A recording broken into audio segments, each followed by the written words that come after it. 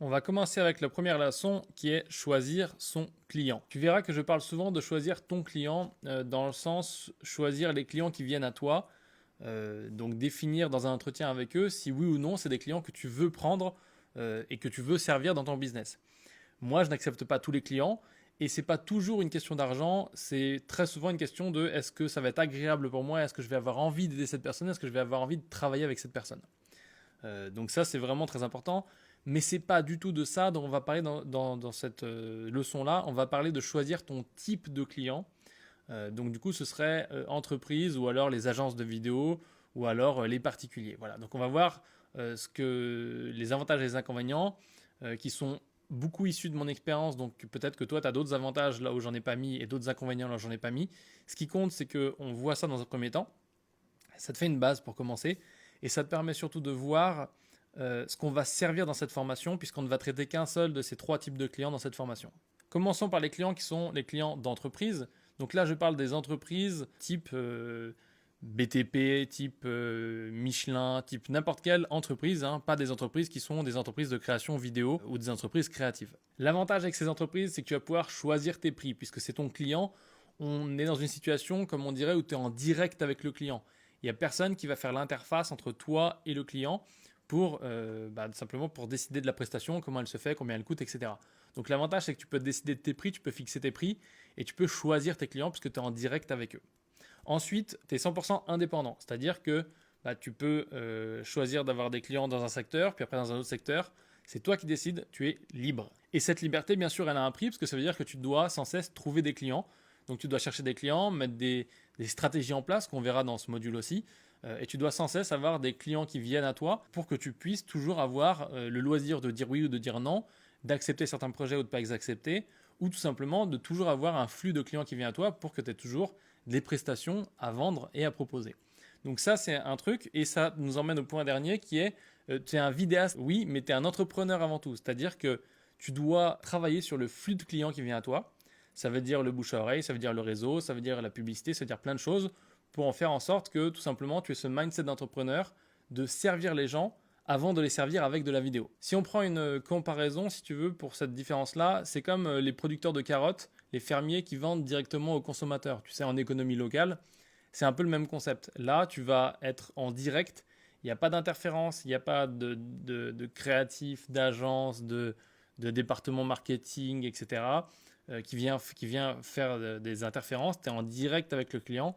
C'est la meilleure situation parce que c'est aujourd'hui, dans nos années qui viennent là, avec l'Internet, le déploiement de tout ce que tu peux faire en vidéo sur Internet, c'est l'un des trucs les plus avantageux.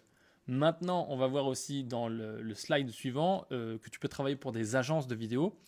Et eux, c'est pareil, ils profitent du même avènement d'Internet où tout le monde a besoin de vidéos, etc.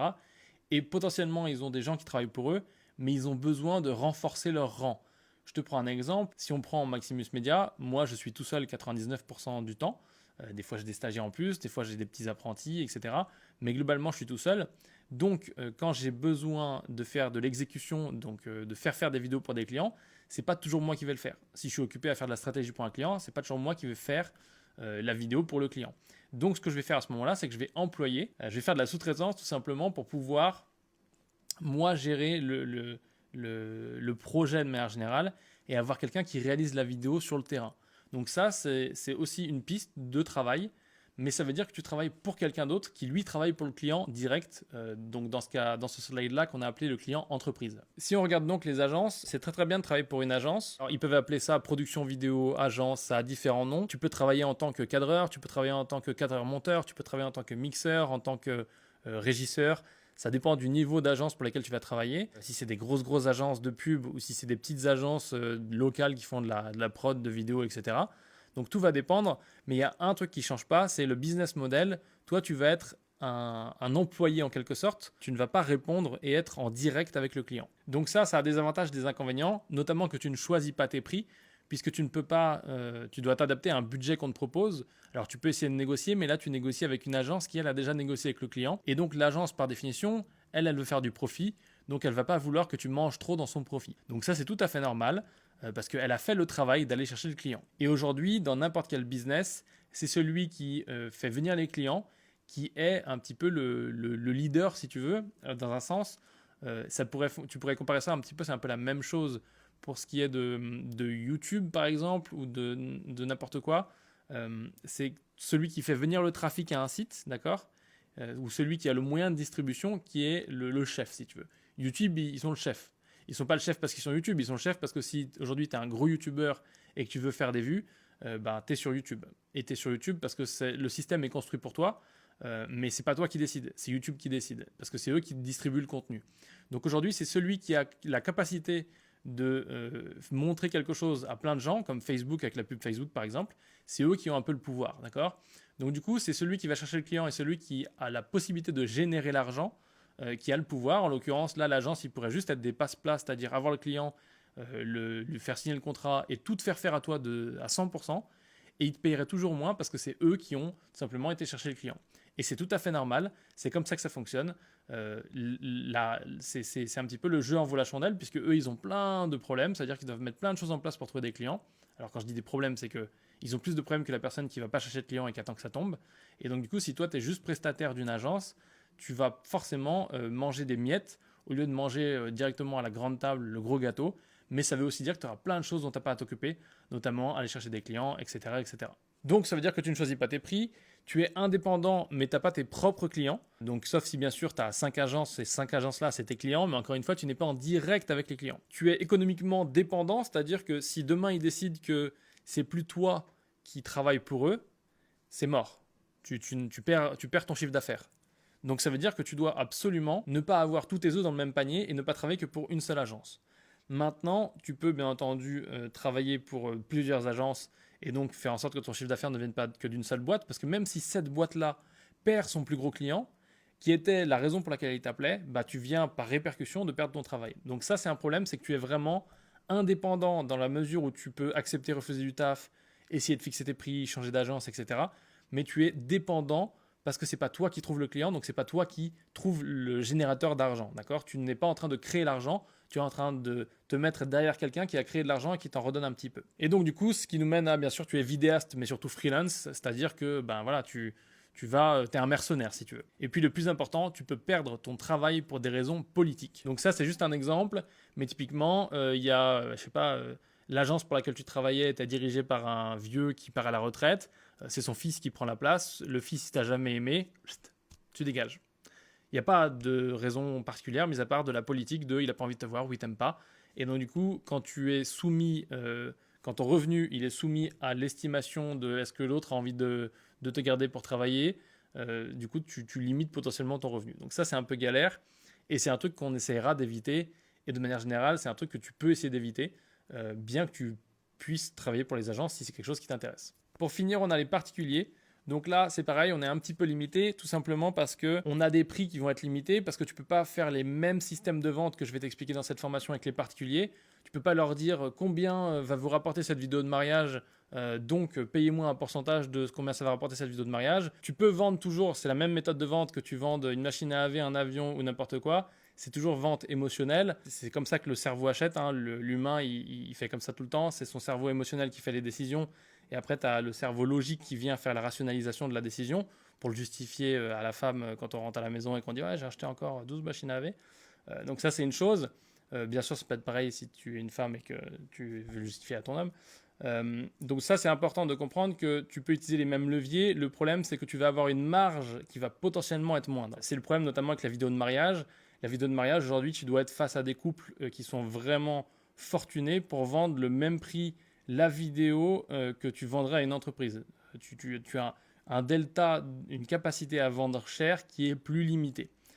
Plus limitée parce que la source de revenus est potentiellement plus limitée. Sauf si tu décides de vendre que aux gens très très riches, et à ce moment-là, c'est aussi un bon business. Mais tu sens que le niveau de difficulté est un peu différent. Les négociations, donc du coup, elles sont plus complexes, bien évidemment, puisque ça veut dire qu'ils ont pas les mêmes niveau de négociation qu'une entreprise. Une entreprise qui fait 1 million de chiffre d'affaires, tu ne vas pas parler de la même chose qu'un couple qui gagne, même s'ils ont tous les deux un salaire à 20 000 euros, ils ne vont pas dépenser de la même manière. Et de manière générale, ils vont peut-être dépenser qu'une seule fois avec toi, pour leur vidéo de mariage par exemple, et ils ne vont pas dépenser avec toi comme l'entreprise tous les mois s'ils sont satisfaits. Encore une fois, tu es un vidéaste mais avant tout un entrepreneur parce que tu dois chercher des clients. Là, il n'y a personne qui va te les trouver. Et puis bien sûr, là, tu as le droit et c'est là que c'est cool parce que ça devient un vrai argument. Tu peux vendre du beau. Typiquement, une vidéo de mariage, on la vend sur le fait que c'est beau. On ne la vend pas uniquement comme pour une entreprise sur le fait que ça peut rapporter quelque chose et que ça peut servir la mission de l'entreprise. Là, je caricature un petit peu certaines choses. C'est vraiment important de comprendre que la vidéo de mariage, c'est bien. Je ne sais pas si c'est un marché qui est saturé. Moi, ça ne m'intéresse pas, je ne le fais pas. Et ce n'est pas ça dont on va parler dans cette formation parce que la vidéo de mariage, peut-être que c'est une opportunité qui est bonne et qui est facile, mais c'est énormément de travail et d'énergie pour très souvent un revenu qui n'est pas énorme. Parce que tu pourrais gagner 2 fois plus dans le même temps, ou même 3 ou 4 fois plus avec une entreprise, si tu le fais correctement et si tu viens régler un vrai gros problème qu'ils ont à l'aide de la vidéo. Donc ça, c'est vraiment un truc qui est important à comprendre. On va donc se concentrer dans cette formation un maximum sur le travail pour les entreprises et non pas les agences ou les particuliers. Encore une fois, pour la même raison, parce que les agences, c'est un petit peu différent. Et bien sûr, tu pourras utiliser ce que tu sais faire toi et le vendre à une agence. Tu vends plus tes compétences, alors que pour une entreprise, tu vends plus le résultat et le fait de les aider à régler leurs problèmes. Donc voilà, ça c'est des choses qui sont super importantes à comprendre parce que tu ne peux pas chasser ces 3 lapins en même temps. Et même si tu es tenté des fois de complémenter ton revenu avec l'un, puis l'autre, puis ça, puis j'aimerais bien essayer la vidéo de mariage, puis j'aimerais bien travailler pour cette agence, tu peux mixer les deux. Mais si tu veux vraiment mixer 2 de ces 3, je te conseille de mixer entreprise, donc travailler pour tes propres clients à toi, et travailler pour des agences qui sont peut-être plus grosses que toi ou qui ont besoin de main-d'œuvre des fois, ou qui ont besoin de ton expertise si tu as une expertise particulière que tu développes aussi avec tes clients. Mais pour l'instant, si tu débutes, ne te prends pas la tête.